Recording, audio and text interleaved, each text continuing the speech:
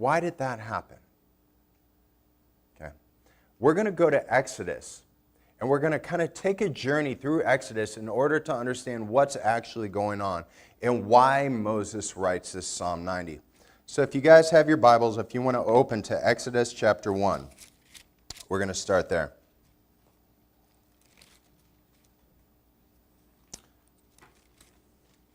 So you guys, I don't know if you remember, a few weeks ago we were looking at the story of Joseph.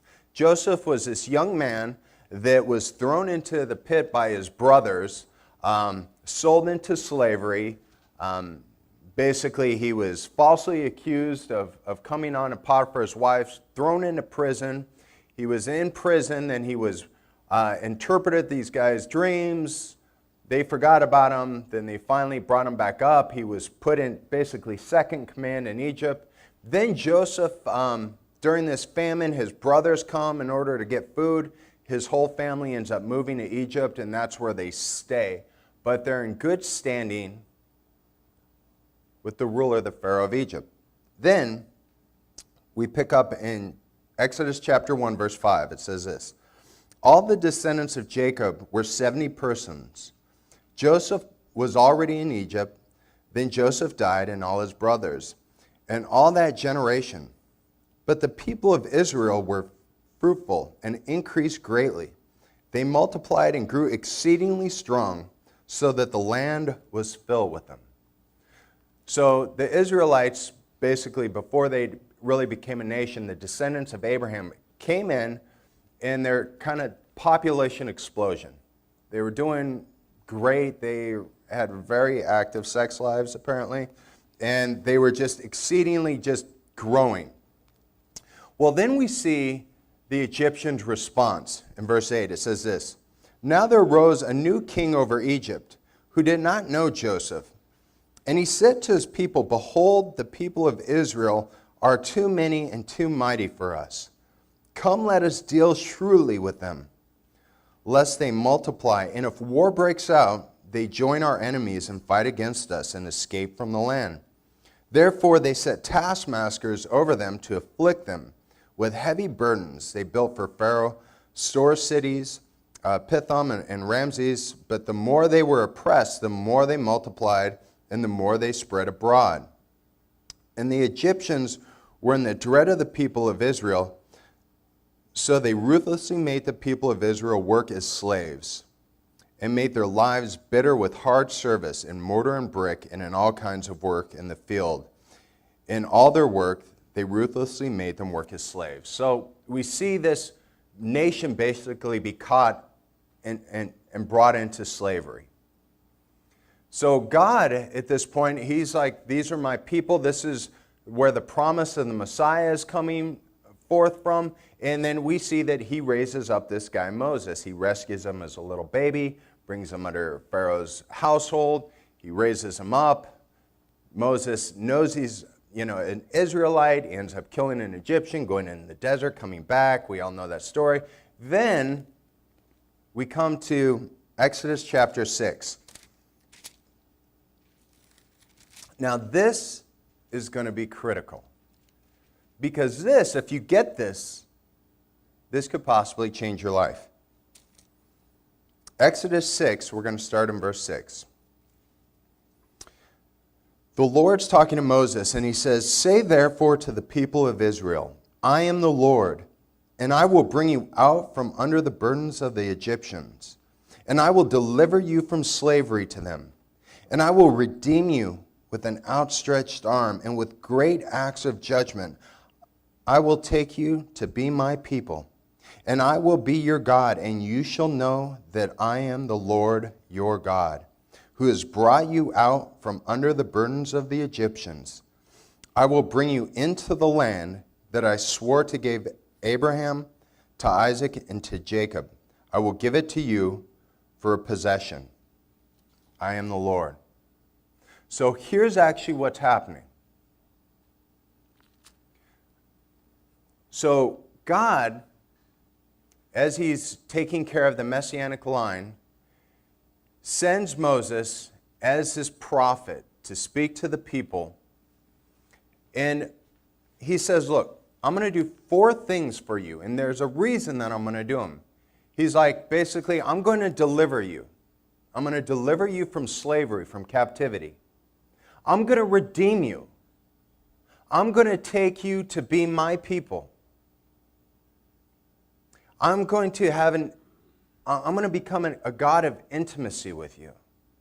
I'm going to be your God, and you will be my people. And you will worship me. And then he says, and I will bless you. I will give you this land, this promised land, this blessing. So he says, I will deliver you, I will redeem you, I will have an intimate relationship with you, and I will bless you. Why would God do this to these people? And it says in verse 2 why. He says, because I will make myself known. I will make myself known. God wants to be known. He wants to be known to the Israelites, but he also wants to be made known to the entire world, and he's going to use Israel to do it. So God's like, hey, I'm making these 4 promises. Deliverance, redemption, intimacy, and blessing for you that the world may know who I am. Okay? So then we know what happens. Moses comes before Pharaoh. He says, hey, let these people go. Pharaoh's like, yeah, I don't think so. We see all these plagues come. We see the Passover. We see them take flight into the desert. We see the Egyptians come after them, and then the Egyptians are wiped out with the Red Sea, and there's a giant party, right? Well, then something interesting happens. We all like that part. And then we go to Exodus 19.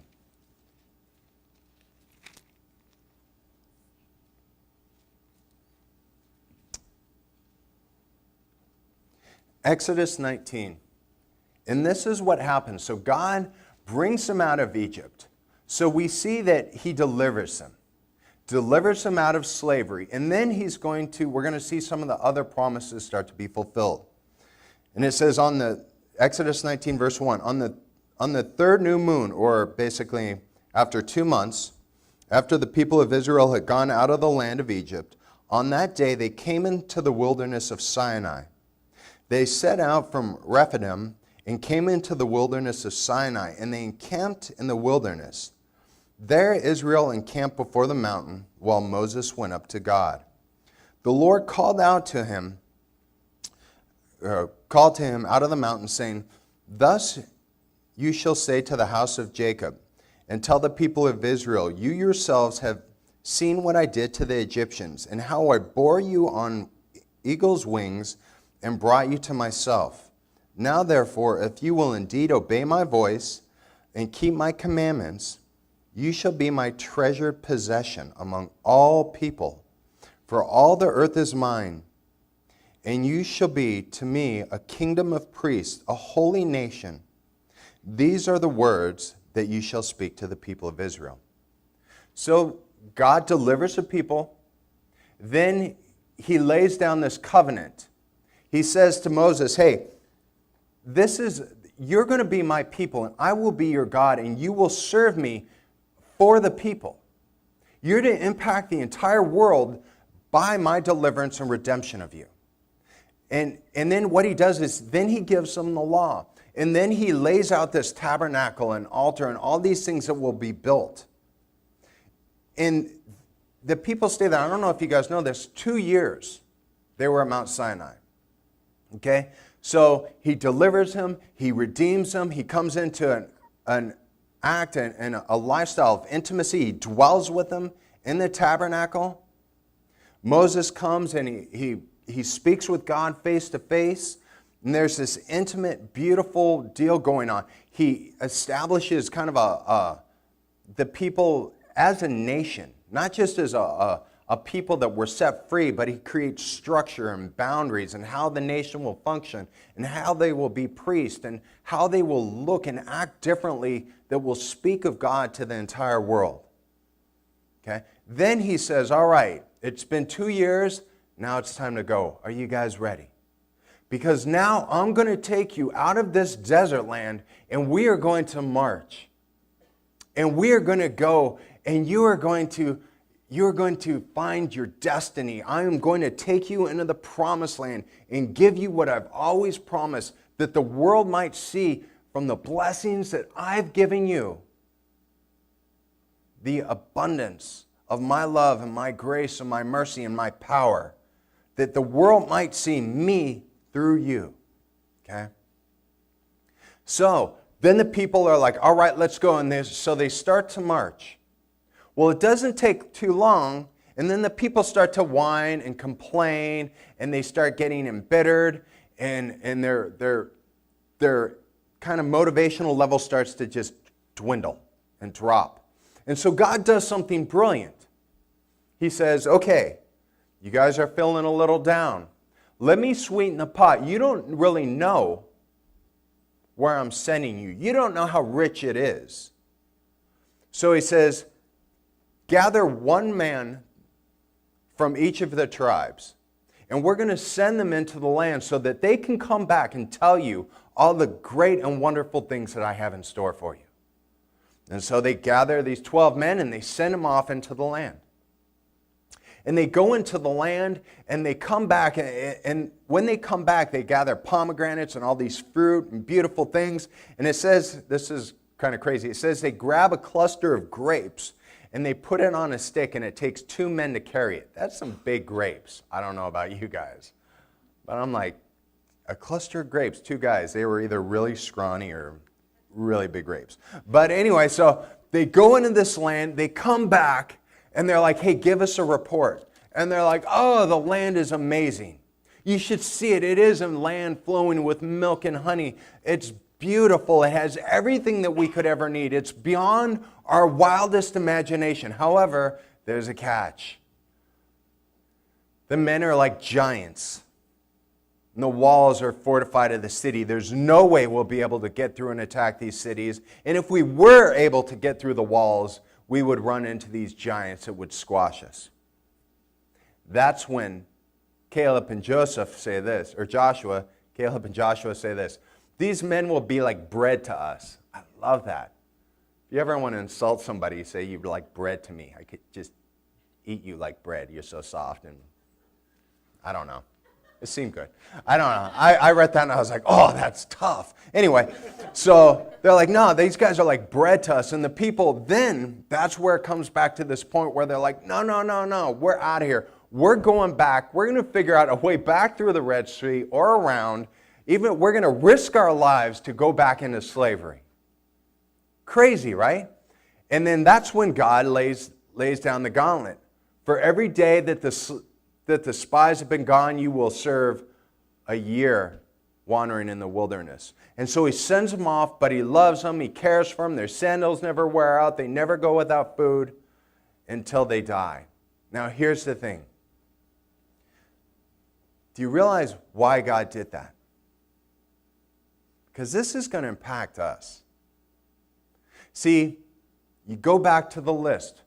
Why did God choose Israel? Why did he send them out?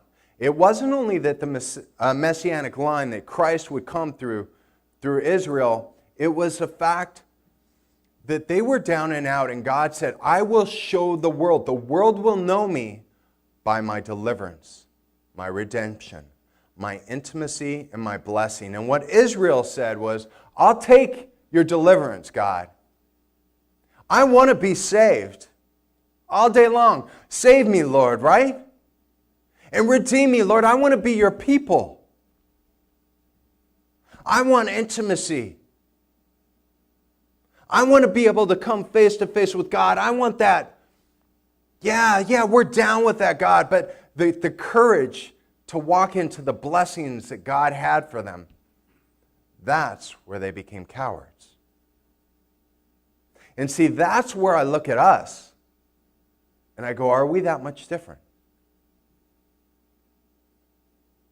Because I look at us and we have this new covenant. We have God who came down in flesh and tabernacled with us. That he saved us once and for all. He saved us to the uttermost. And he's redeemed us. Where he says that you're now my friends, you're my children.